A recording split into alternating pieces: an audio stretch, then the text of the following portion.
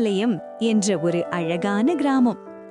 காலையிலே பனித்துளி மிளிரும் வயல்கள், மாலையிலே காற்றோடு ஆடும் தென்னை மரங்கள், இயற்கையோடு இணைந்து வாழ்ந்த அமைதியான ஊர் அது. அங்கே வாழ்ந்த மக்கள் எல்லாரும் உழைப்பையும் ஒற்றுமையையும் நம்பினவர்கள். அந்த ஊரில் ராமு என்ற ஒரு இளைஞன் இருந்தான். அவன் புத்திசாலி, உழைப்பாளி, வேலை செய்ய பயப்படாதவன். ஆனால் அவனுக்கு ஒரு குறை இருந்தது. அவன் எப்போதும் நான் தான் சரி என்று நினைப்பவன். யாருடைய ஆலோசனையையும் அவன் கேட்க மாட்டான்.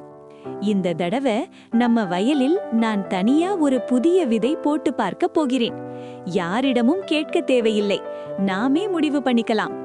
சோமு: ராமு, புதியதை முயற்சி செய்வது நல்லதுதான். ஆனா பெரியவர்கள் கிட்ட ஒரு வார்த்தை கேட்டா நமக்கு நல்லதில்லையா? ராமு: நாம படிச்சவங்கடா, அவர்களுக்கு என்ன தெரியும்? அடுத்த நாள் ராமு புதிய விதையை வயலில் போட்டான். ஆரம்பத்தில் எல்லாமே நன்றாக இருந்தது. செடிகள் வேகமாக வளர ஆரம்பித்தது.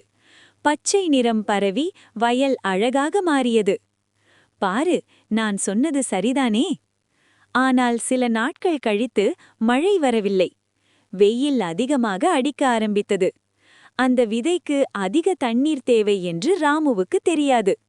மெல்ல மெல்ல செடிகள் வாட ஆரம்பித்தது. பச்சை நிறம் மங்கியது. வயல் வெறுமையாக மாறியது. ராமு கவலையுடன் வயலை பார்த்து கொண்டிருந்தான். அப்போது ஊரில் இருந்த பெரியவர் ராமசாமி தாத்தா அவனை பார்த்து கேட்டார்: தாத்தா, ராமு முகம் சுழிச்சிருக்கேன்? தாத்தா, நான் போட்ட விதையெல்லாம் வாடி போயிடுச்சு. யாரிடமும் கேட்காம நான் தான் முடிவு பண்ணிட்டேன். புதியதை முயற்சி செய்வது தவறல்ல ராமு. ஆனா அனுபவம் கொண்டவர்களின் ஆலோசனை வழிகாட்டும். அறிவு படிப்பில் மட்டுமில்லை, அது அனுபவத்திலும் இருக்கிறது. அந்த வார்த்தைகள் ராமுவின் மனதை தொட்டது. அடுத்த முறையில் அவன் தனியாக முடிவு செய்யவில்லை. தாத்தாவையும் மற்ற விவசாயிகளையும் அழைத்து ஆலோசனை செய்தான். எல்லாரும் சேர்ந்து சரியான விதையை தேர்ந்தெடுத்தார்கள்.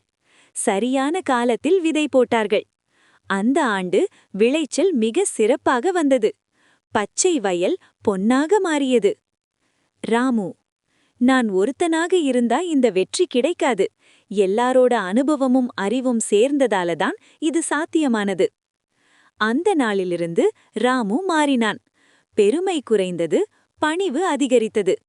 இந்த கதையின் நீதி என்னன்னா, நம்மிடம் அறிவு இருந்தாலும் அனுபவம் கொண்டவர்களின் ஆலோசனை கேட்டால் அது நம்மை தவறுகளிலிருந்து காப்பாற்றும். தனியாக எல்லாம் தெரியும் என்று நினைப்பதற்கு பதிலாக சேர்ந்து யோசித்தால் வெற்றி நிச்சயம்.